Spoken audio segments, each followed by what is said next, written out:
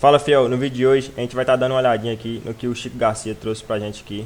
Algumas informações sobre alguns adversários e as datas definidas. Bora estar dando uma olhada aqui no que ele falou.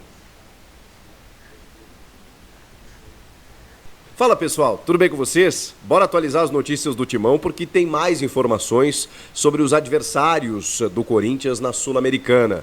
Alguns reencontros, alguns velhos conhecidos. Também vamos conversar sobre datas já definidas e uma mudança inclusive na estreia do Brasileirão. Tem zagueiro que pode sair, pelo menos tem interesse de outro clube. Tudo isso eu vou desvendar a partir de agora nesse vídeo, com números muito positivos do Timão até aqui na temporada. Chega mais, eu sou o Chico Garcia, inscreva-se no canal e vamos juntos.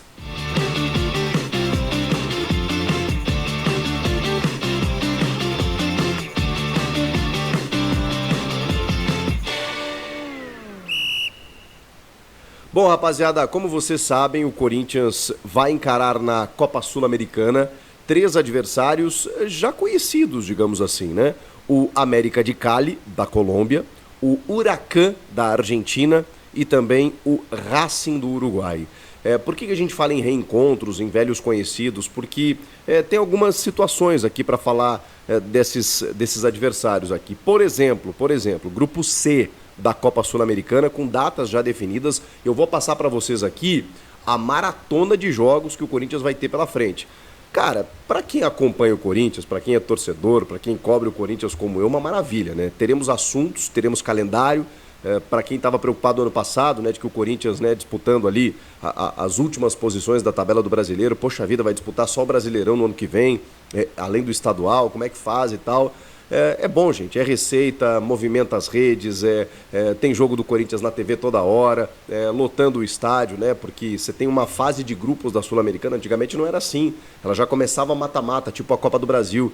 Com a mudança do regulamento, você tem 6 jogos garantidos.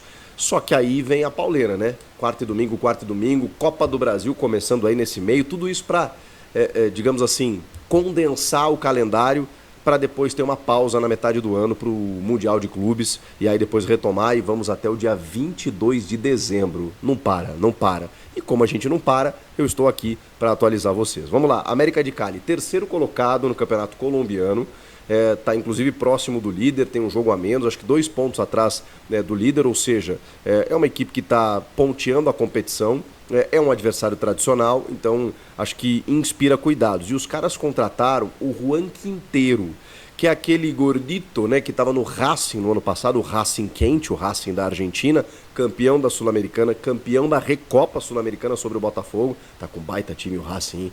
Eles têm o Luciano Vieto, aquele argentino que estava no Al Hilal, joga uma enormidade. Como é que tá lá no Racing? Enfim, o Racing tem uma baita equipe e o Quinteiro fez 2 gols, foi o algoz do Corinthians na eliminação, naquela semifinal, fatídica semifinal da Copa Sul-Americana, em que o Corinthians podia muito bem ter chegado à final. O Quinteiro agora está no América de Cali. Ele já é veterano, né? Mas é meio pesadito, mas ele mete gol. Então todo cuidado é pouco com ele. O Huracán tem um velho conhecido que não inspira muita confiança, que não deixou saudades. Eu estou falando do colombiano, que está no time argentino, no Huracán, Víctor Cantillo. Eu me enganei com o Cantillo, viu? Olha, chegou um momento que eu dizia, pô, o Cantillo tem que jogar, porque ele tem qualidade do passe, ele tem uma bola mais longa e tal. O Corinthians viveu, assim, uns últimos anos um pouco complicados, hein? Que a gente tinha como a referência técnica do meio-campo Víctor Cantillo, que era bom jogador, tá? Tecnicamente, é bom jogador, mas ele tem uma dificuldade no combate, né? E, pô, pra volante, né? Você tem uma dificuldade na marcação, no combate. Acho que não deixou muita saudade, né? Comenta aqui se vocês estão com saudade do Víctor Cantillo. Tinha alguns, eu lembro de alguns jornalistas, alguns influenciadores, eu era um deles, né? Que eram encantados com o Cantillo, mas eu logo caí na real, tá? Logo caí na real. Ou não tão logo assim. Defendeu a camisa do Corinthians entre 2020 e 2023. Tá 7 jogos invicto, tá? O Huracán, e ocupa o 2º lugar do Campeonato Argentino, atrás apenas do Boca Juniors. Então, assim, eu sei que o futebol sul-americano enfrenta dificuldades. Eu sei que o Corinthians hoje vive uma fase muito boa aqui para o futebol brasileiro, pelo seu investimento, pela qualidade do elenco que tem. Mas são equipes bem posicionadas aí, tá? América de Cali, tradicional, terceiro colocado do colombiano. Huracan, não é tão tradicional assim, né? Mas é uma equipe de Buenos Aires ali, né? Que disputa muitas competições sul-americanas e é segundo colocado no campeonato argentino. E o último é o Racing do Uruguai, que o Corinthians enfrentou no ano passado, na fase de grupos, empatou em Montevidéu 1-1 e meteu 3-0 na Neoquímica Arena. Não teve muita dificuldade o Corinthians diante do Racing do Uruguai, que, assim, vamos combinar, se fosse o Racing da Argentina seria um problema. O do Uruguai não tem tanta dificuldade, ele é nono colocado no Campeonato Uruguaio. O Campeonato Uruguaio tem 2 times, né, gente? O Nacional e o Peñarol. E mais alguém? Montevideo Wanderers, 2 times, né? Então os caras são nono lugar no Campeonato Uruguaio. Então vamos lá, né? O Corinthians não pode ter dificuldade contra o Racing do Uruguai. Datas definidas, 2 de abril, uma quarta-feira, o Corinthians estreia na Sul-Americana, jogando em casa, recebendo o Huracan às 7 horas da noite. Horário ruim, hein? Para chegar em Itaquera, o metrô daquele jeito, trânsito, São Paulo, loucura. Mas é o calendário, não tem muito o que fazer. 7 da noite, numa quarta-feira, o Corinthians recebe o Huracan para estrear na Sul-Americana. Lembrando, sempre é bom lembrar, que desse grupo aqui, de todos os grupos da Sul-Americana, só o primeiro avança para as oitavas. Os segundos colocados enfrentam os terceiros colocados da Libertadores e disputam um play-off. O que são esses play-offs? São um jogo de mata-mata, né? Ida e volta para decidir quem chega até as oitavas de final. O primeiro vai direto para as oitavas. Então, vamos ver. Acho que o Corinthians tem plenas condições disso. Recebe o Huracan no dia 2 de abril. Na outra semana, no dia 8 de abril, joga na Colômbia contra o América de Cali. Só que aí esse jogo do dia 8, ele é numa terça-feira. Estou olhando o calendário aqui. Terça-feira, ou seja, o jogo do fim de semana pelo Campeonato Brasileiro entre a estreia na Sul-Americana e a segunda rodada vai ter que ser no sábado. Então o Corinthians vai jogar quarta, vai jogar sábado, vai jogar terça de novo, tá? Aí dá uma pausa, ele só joga no dia 24, fechando o primeiro turno, indo ao Uruguai jogar contra o Racing, 24, 7 da noite. O jogo contra o América de Cali fora é 9h30, tá? No dia 8 de abril. 24 de abril, 7 da noite contra o Racing, também na Neoquímica Arena. Esse dia 24 é numa quinta-feira. O Corinthians começa numa quarta, joga na outra terça, pausa uma semana e joga na outra quinta. Porque aí começam também o calendário da Copa do Brasil. Irmão, é o chamado quarta e domingo pelas próximas 10 semanas. Só que o quarto e domingo é maneira de dizer, né? Vai ter jogo terça, vai ter jogo quinta, vai ter jogo sábado, vai ter... É loucura. Segundo turno, recebe o América de Cali, aí já no mês de maio, que é o seguinte, né? Abril e maio ocorrem essa fase de grupos aí da Sul-Americana. Joga contra o América de Cali na Neoquímica Arena no dia 6, 6 é uma terça-feira, 9h30 da noite. Vai ao Uruguai jogar contra o Racing no dia 15, isso é uma quinta-feira, às 7 da noite, e fecha jogando contra o Huracan na Argentina. Os 2 últimos jogos são fora de casa. Racing no Uruguai, Huracan na Argentina.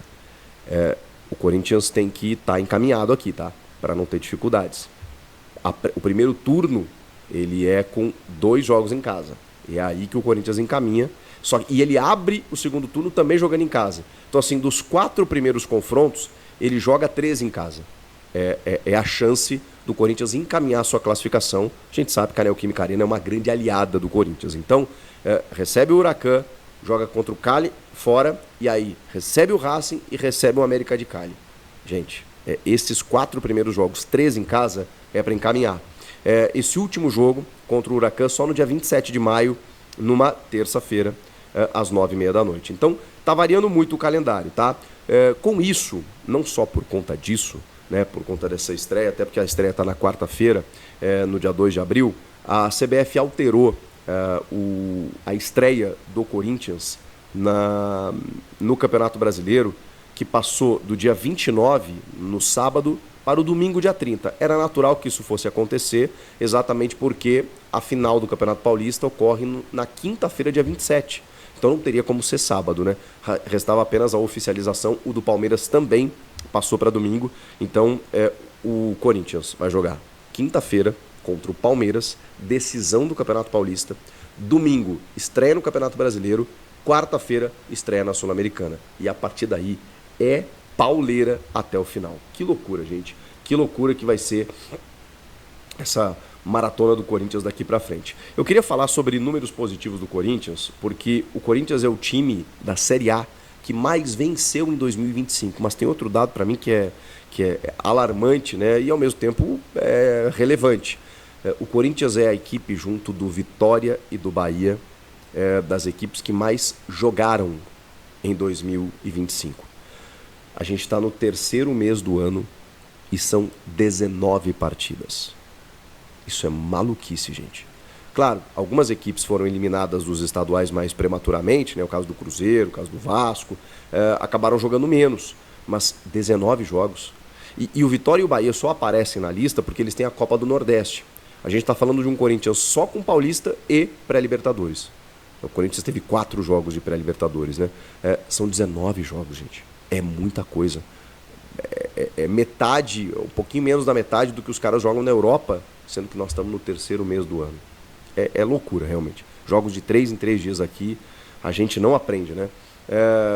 E com isso, desses 19 jogos, o Corinthians tem 13 vitórias. Ninguém tem 13 vitórias. O Vitória, da Bahia, tem 12. Tem 12 vitórias. Bom aproveitamento, né? Com 19 jogos, 12 vitórias. Mas o Corinthians tem 19 jogos e 13 vitórias. O Bahia tem 19 jogos e 11 vitórias. Então, quem mais venceu em 2025 foi o Corinthians, entre equipes da Série A. E para vocês terem uma ideia, os badalados Cruzeiro e Botafogo venceram o Botafogo 4 partidas e o Cruzeiro 3. O Cruzeiro jogou 10 jogos, ganhou 3. O Botafogo jogou 14 e ganhou 4. Que loucura, hein? O São Paulo ganhou 6 partidas. O Corinthians ganhou 13. Jogando Libertadores e jogando Paulistão. Então, assim, eu acho que são números relevantes para a gente entender, mesmo que o desempenho muitas vezes deixe a desejar, mesmo que a gente critique algumas vezes o Ramon por algumas escolhas, não há como questionar esses números, tá? E mesmo que a gente entenda que o Paulistão pode não ser parâmetro e tudo mais, é o principal campeonato estadual, e campeonato estadual todos estão disputando. Então o nível de comparação é o mesmo. A gente não está falando do Corinthians disputando o estadual enquanto os outros estão disputando o Brasileiro, Copa do Brasil, Libertadores. Não. O Corinthians teve jogos da pré, mas teve a maior parte desses jogos no campeonato estadual, que é o mesmo nível dos demais. Aliás, até mais difícil, porque o campeonato que o Corinthians disputa, o estadual, é mais difícil do que o restante. Para a gente fechar, surgiu uma informação lá no Rio Grande do Sul, na verdade do Portal Gol, de que o Grêmio estaria monitorando, por enquanto, um monitoramento, o zagueiro Gustavo Henrique. O Gustavo Henrique tem contrato com o Corinthians até 2025. E o Grêmio buscou informações. O Grêmio está buscando um zagueiro, tentou o Romanha do qual é o time do Romanha agora? Do São Lourenço? Caramba, time argentino. Me fugiu agora o nome do Romanha. O Grêmio tentou esse zagueiro, estava disposto a pagar 5 milhões de dólares, só queria investir num zagueiro se fosse afirmado e tudo mais. Só que o Grêmio olhou o Gustavo Henrique, viu que ele tem contrato até o final do ano e não quer esperar, porque sabe que na metade do ano o Grêmio pode até firmar um pré-contrato com o Gustavo Henrique e ele sair de graça ao final do ano, né? O Corinthians está buscando já uma renovação com ele, ele tem 31 anos, mas o Grêmio está de olho porque gostaria de tê-lo agora. Para tê-lo agora, o Grêmio tem que negociar com o Corinthians. Então vai depender aí dos valores envolvidos, se o Grêmio estará disposto a pagar valores próximos. Vale lembrar que ele veio sem custos, né? O Gustavo Henrique lá do Valladolid da Espanha, para jogar no Corinthians. Hoje é titular, mas não é um cara que seja uma afirmação, digamos assim, né? Nesse momento ele está titular e está jogando bem, mas ele já enfrentou oscilações. Eu não sei, vocês negociariam o Gustavo Henrique para buscar outro zagueiro e tal? O Grêmio está com interesse, mas momentaneamente apenas um interesse, né? Não há uma proposta efetiva, até porque tem uma janela que não abriu ainda. Vai abrir agora, né? Vai abrir agora depois da data FIFA. Na verdade ela abre dia... Ou ela já abriu? Não, ela já abriu. Não, é que os estaduais não terminaram ainda, né, todos, né? Então, quando terminar o Campeonato Paulista, até o dia 11 de abril, os clubes podem fazer essas contratações internas, né? A chamada janelinha que a CBF abre, com exceção para você contratar dentro do país. E o Grêmio, por exemplo, vai buscar um zagueiro. Só que aí, se o Corinthians acabar negociando o Gustavo Henrique, vai ter que ir no mercado contratar uma reposição, porque afinal de contas hoje ele é titular. E aí você vai depender do Kaká, do André Ramalho, que hoje não está bem, do João Pedro Choque, e acabaram as opções, né? Então, eu acho que de qualquer forma o Corinthians tinha que ir ao mercado buscar um zagueiro. Se perder o Gustavo Henrique, então, bom, aí nem se fala, né? O que vocês acham de tudo isso? Comentem aqui, inscreva-se no canal e eu volto na próxima. Tchau! Ótimas notícias ele trouxe pra gente, e eu queria estar passando pra vocês aqui uma partezinha aqui do meu timão postou aqui sobre o Yuri Alberto, que completou aniversário ontem, né? Aí a FIFA acho que fez uma postagem lá, tal, de um gol que ele fez quando ele tinha 16 anos na Copa do Mundo lá da Índia. Aí aqui o meu timão postou, né? Atacante celebra moral de perfil da Copa do Mundo e diz que deseja fazer história no Corinthians. Aí aqui tem uma parte que o Yuri Alberto fala, quer ver? Que ele não esperava aqui, ó. É gratificante ser lembrado pela FIFA no dia do meu aniversário. Não estava esperando e isso me emocionou bastante. Aquele gol foi muito importante para mim. Foi na Copa do Mundo da Índia e eu tinha 16 anos, era um moleque. Hoje com 24 posso dizer que tudo valeu a pena. Ter me dedicado desde cedo, ter batalhado, abdicado coisas que todo adolescente gosta de fazer, isso me fez chegar onde cheguei. É essa parte aqui que ele fala. E eu quero muito mais. A camisa que eu visto hoje me exige e me impulsiona para isso. As conquistas, os números, os recordes, como de maior artilheiro sub-23 do mundo, edificam essa versão que sou hoje, mas é sempre o próximo desafio que me move, comentou o Yuri Alberto. Então a gente sabe que o Yuri Alberto, além de ser um jovem, né, dá pra ver que ele tá bem focado no Corinthians, e a gente espera que ele consiga trazer títulos pra gente, né, assim como o Paulistão, a gente já tá com o pé na decisão aí. Um passo muito importante a gente deu, né, que foi vencer o Palmeiras fora de casa. A gente espera que o Yuri Alberto se destaque bastante, né? A gente sabe que logo logo ele vai ser vendido para a Europa com um time muito bom lá. Lembrando que o Corinthians rejeitou uma oferta, se eu não me engano, de 186 milhões por ele. Inclusive acho que foi hoje ou ontem chegou essa proposta e o Corinthians rejeitou. Mas comentem aí o que vocês achou, galera. Se inscreve no canal, deixa o like, valeu.